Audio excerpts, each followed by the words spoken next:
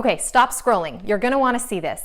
Today we are talking about what to do as a parent when you can't fix a problem.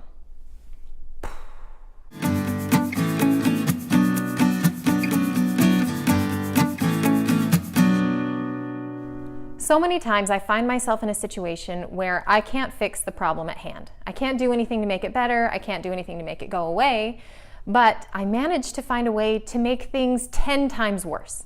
And this happened the other week, and John looked at me in the middle of it all and just said, "Don't make it worse." And I was super ticked off in the moment because no wife who's acting like a crazy person wants to hear her husband say, "Knock it off," or like, "Stop doing what you're doing." So I think I just left the room. And I went on my own and I was mad. And then I had to do that like humble pie thing and think about what John said and internalize it and try not to be resentful, but actually take it to heart. And I had to realize that there's a ratio of when I'm facing a problem, that there may be one thing that I can't do. And that one thing is fix the problem.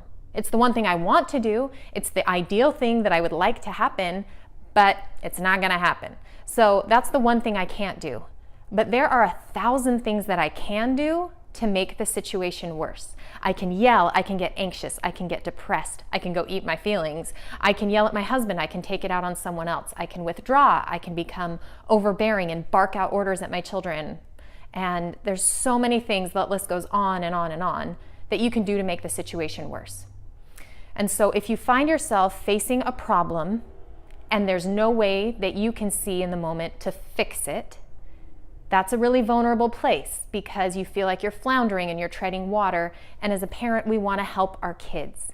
They come to us in this life and we want to help them through their problems. We want to be able to fix things or help them overcome things. And when we feel like we don't have any tools to give them or we don't have a way to fix it, then we tend to freak out. And all of those 1,000 things to make the situation worse come out. It's worse.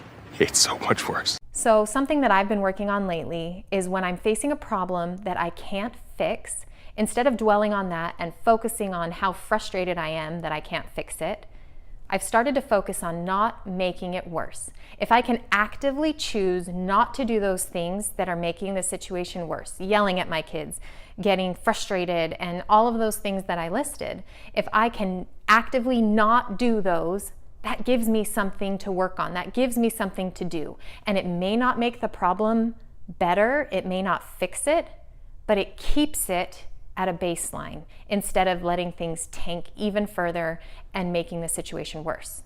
So the next time you're facing a problem, I would kind of encourage you to do the same. And I hope it doesn't have to come because your husband tells you that you're acting like a crazy person, but let me be the one.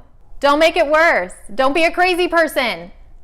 Is that better? You can get mad at me and then it doesn't affect your marital relationship. So if you find yourself in a situation where you can't fix it, just don't make it worse, mamas. You know, we've got a lot on our plates and you can't fix everything, and it's not your job to fix everything. But you can try to keep the peace and manage things as you go along. And who knows, maybe a solution to your problem will come down the road when you least expect it, and you didn't have to turn and anguish over these things. It'll happen. Patience.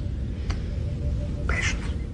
One of the best parts of responding to problems this way is that you can feel proud of how you are presenting yourself and how you are showing up for your children. I know after I yell and scream and lose my cool, I don't feel good. Nobody feels good when they act that way. And so when you face a problem you can't fix, if you can keep your cool and not make it worse, you will feel better about yourself and about the situation, and you can just keep moving on. So that's all I've got for today. I hope that helps and that it gives you something to do when you don't know what to do, because that happens a lot.